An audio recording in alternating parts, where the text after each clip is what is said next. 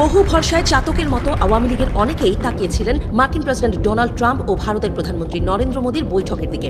ভেবেছিলেন সমসাময়িক বাংলাদেশ বিষয়ে কোনো ওলটপালট ঘোষণা আসবে।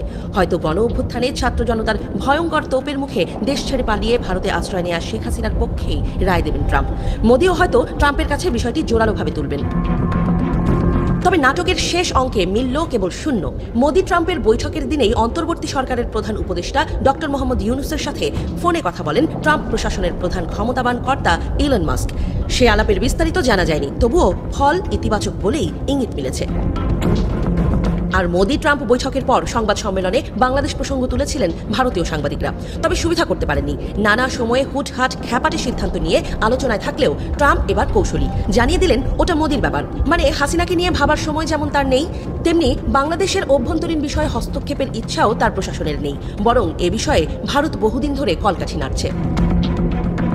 ডোনাল্ড ট্রাম্প বলেন, বাংলাদেশের সরকার পরিবর্তনে যুক্তরাষ্ট্রের কোনো সংস্থা কিংবা প্রতিষ্ঠানের সম্পৃক্ততা ছিল না। এক্ষেত্রে মার্কিন ডিপ স্টেটেরও কোনো ভূমিকা ছিল না। এটি এমন একটি ইস্যু যা নিয়ে ভারতের প্রধানমন্ত্রী দীর্ঘদিন ধরে কাজ করছেন, তাই এই ইস্যুটি আমি মোদির হাতেই ছেড়ে দিচ্ছি। এরপর বাংলাদেশ ইস্যুতে করা প্রশ্নের উত্তর দিতে ভারতীয় প্রধানমন্ত্রীর প্রতি আহ্বান জানান মার্কিন প্রেসিডেন্ট। তবে সেই প্রশ্ন এড়িয়ে যান মোদি। আলোচনা শুরু করেন ইউক্রেন ইস্যুতে। মোদির আসলে বাংলাদেশ কিংবা হাসিনা ইস্যুতে জোরালো কোনো কথা বলার সুযোগ ছিল না।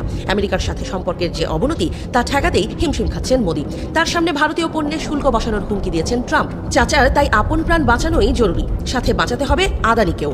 তাই জ্বালানি চুক্তি করে তাতেই আপাতত আমেরিকার নয়া প্রেসিডেন্টকে তুষ্ট রেখে মুক্তি খুঁজতে হচ্ছে মোদিকে।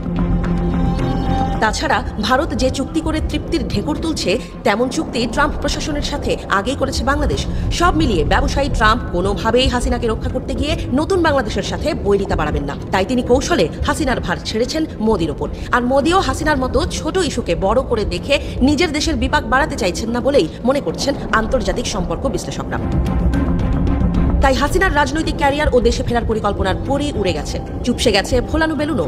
এখন আছে কেবল বৃথা আস্ফালন নিছক কল্পনা। দল হিসেবে আওয়ামী লীগের রাজনীতির ভবিষ্যৎ অনিশ্চিত। জাতিসংঘের এক রিপোর্টেই হয়ে গেছে বড় সর্বনাশ।